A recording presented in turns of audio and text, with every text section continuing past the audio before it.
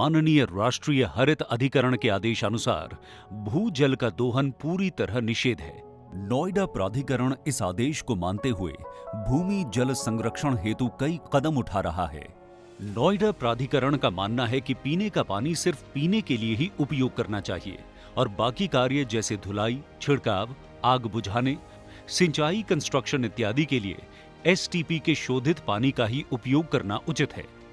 मेरा सभी नोएडा वासियों से यहाँ की ग्रुप हाउसिंग सोसाइटीज़, बिल्डर्स, निर्माणकर्ताओं, औद्योगिक इकाइयों सभी से अनुरोध है कि आरओ से उत्सर्जित वेस्ट वाटर, एसटीपी से उत्सर्जित रिसाइकिल वाटर, इनका उपयोग पर्यावरण संरक्षण के मद्देनज़र निर्माण कार्यों में, सिंचाई के लिए, अपनी रोज़मर्रा के कार्यों के लिए अधिक से अधिक मात्रा में उपयोग करें। अपनी भावी पीढ़ियों के लिए इस पर्यावरण को संरक्षित रखना, यहाँ के प्राकृतिक स्रोतों को संरक्षित रखना हम सबका कर्तव्य है।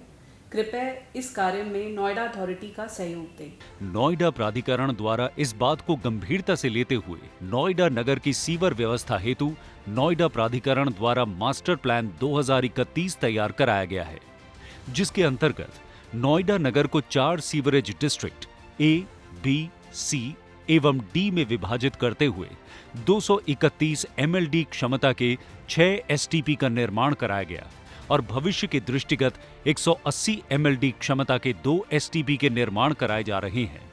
डिस्ट्रिक्ट ए में कुल 53 सेक्टर व 8 गांव, डिस्ट्रिक्ट बी में कुल 18 सेक्टर व 4 गांव, डिस्ट्रिक्ट सी में कुल 28 सेक्टर व 9 गांव एवं डिस्ट्रिक्ट डी में कुल 91 सेक्टर व 33 गांव हैं।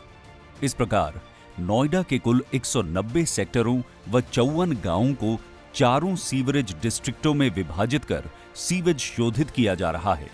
इन सभी सीवरेज डिस्ट्रिक्ट को कुल 36 सीवेज पंपिंग स्टेशनों के माध्यम से सीवेज को अपलिफ्ट किया जाता है।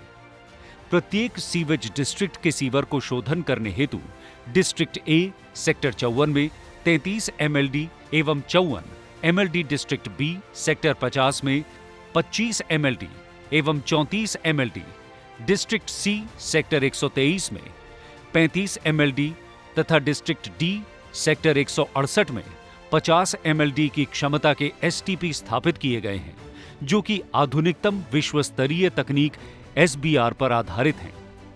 इस तरह 2016 के अनुसार 231 एमएलडी क्षमता के 6 एसटीपी क्रियाशील हैं, जिनसे सीवेज का शोधन माननीय राष्ट्रीय हरित अधिकरण के मानकों के अनुरूप किया जा रहा है।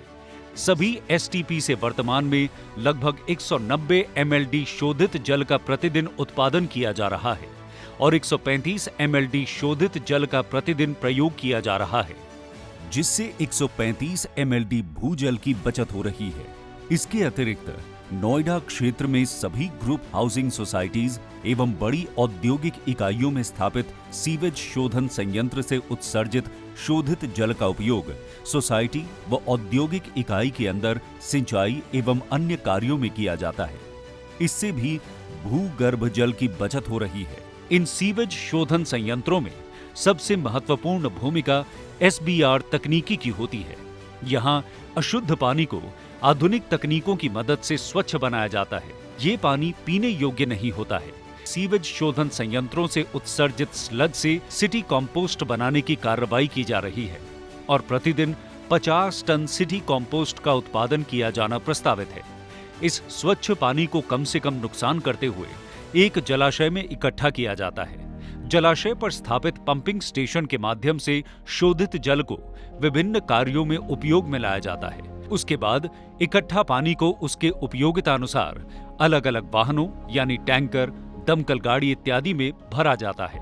प्रमुख रूप से वर्तमान में लगभग 135 एमएलडी शोधित जल का उपयोग विभिन्न कार्यों जैसे पार्कों और ग्रीन बेल्ट की सिंचाई, सड़कों की धुलाई, प्रदूषण नियंत्रण हेतु जल छिड़काव, अग्निशमन कार्य हेतु जल प्रयोग, सीएनडी वेस्ट प्लांट सेक्टर 80 उद्यान विभाग, golf course, botanical garden, construction sites इत्यादि में किया जाता है।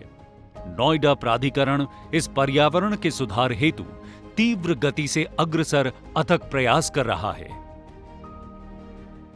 नोएडा में ग्रुप हाउसिंग सोसाइटीज़ और इसके अलावा उद्यान विभाग और जिस तरह से एसटीपी से जो ट्रीटेड वाटर है उसका सदुपयोग कर रहे हैं, उसको रीयूज कर रहे हैं, चाहे वह हॉर्टिकल्चर पर्पज़ हो, चाहे वो स्प्रिंकलर पर्पज़ में हो, चाहे फायर सर्विस के लिए उसको उपयोग किया जा रहा है, ये काफ़ी सार्थक प्रयास है। इस तरह के प्रयास से जो भूजल संरक्षण का जो मुहिम है, जो जल शक्ति मंत्रालय का भी जो प्रयास है भूजल को बचाना है, भूजल का संरक्षण करना है, कहीं ना कहीं ये उसको फलीभूत कर रहा है।